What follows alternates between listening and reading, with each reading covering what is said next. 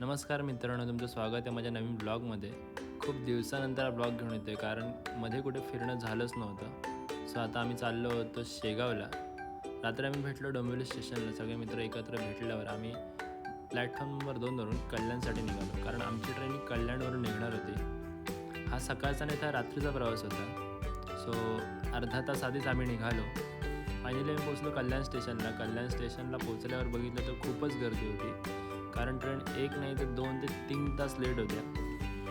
So इकडे तिकडे बघून टाईमपास करून मित्रांनी प्लॅटफॉर्मवरच खेळ मांडला. बाटलीवर खेळत खेळत अर्धी गर्दी कमी झाली, पण आमची ट्रेन काही अजून आली नव्हती.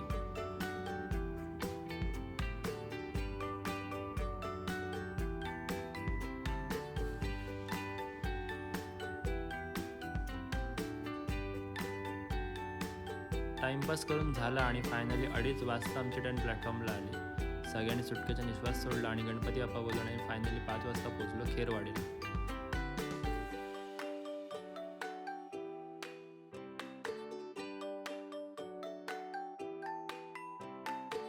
शेगाव पोचण्याचा टाईम होता 9:30 वाजता, पण आम्ही तोपर्यंत होतो भुसावळलाच. कंटाळा आला म्हणून गाण्याच्या भेंड्या खाऊन आम्ही 2:30 वाजता दुपारी शेगावला पोचलो.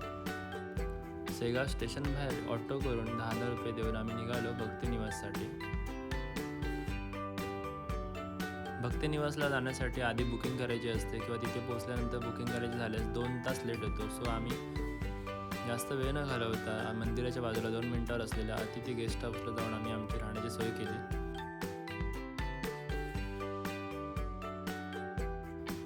सगळी तयारी करून आम्ही फायनल निघालो मंदिरात दर्शनाला. दुपारची वेळ असल्यामुळे गर्दी खूपच कमी होती. मंदिराच्या आवारातील सुशोभीकरण हे खूप छान प्रकारे करण्यात आले आहे. मंदिरात जाताना हार फुलं जास्त प्रमाणात घेऊन जाऊ नका कारण ती जास्त स्वीकारली जात नाही. गुरु माऊली म्हणत आम्ही मंदिराच्या प्रवेशद्वारातून प्रवेश केला. भक्तांना कोणत्या प्रकारचा त्रास होऊ नये म्हणून जागोजागी फॅन बसवण्यात आले आहेत. मंदिरात प्रवेश केला आणि मंदिराची रचना आणि सुशोभीकरण बघून मन भरून गेलं. तिथले सेवक मनापासून त्यांचं कार्य करतात. मंदिरात प्रवेश केल्यावर मंदिराच्या डाव्या बाजूला चपला ठेवण्यासाठी तसेच समोरील बाजूला हातपाय धुवून पाणी पिण्याची खूप मोठी जागा मंदिराने उपलब्ध करून दिली आहे.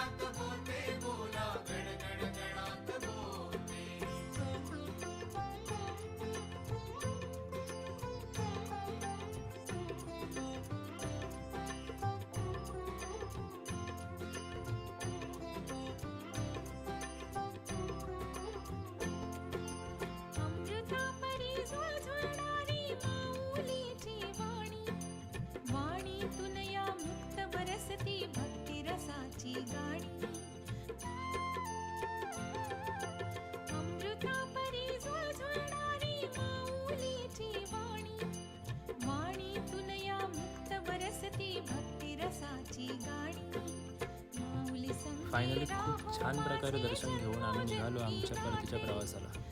शेगाव स्टेशनला येऊन शेगावची स्पेशल शेगाव कचोरी घेऊन आम्ही आमच्या परतीच्या प्रवासाला सुरुवात केली.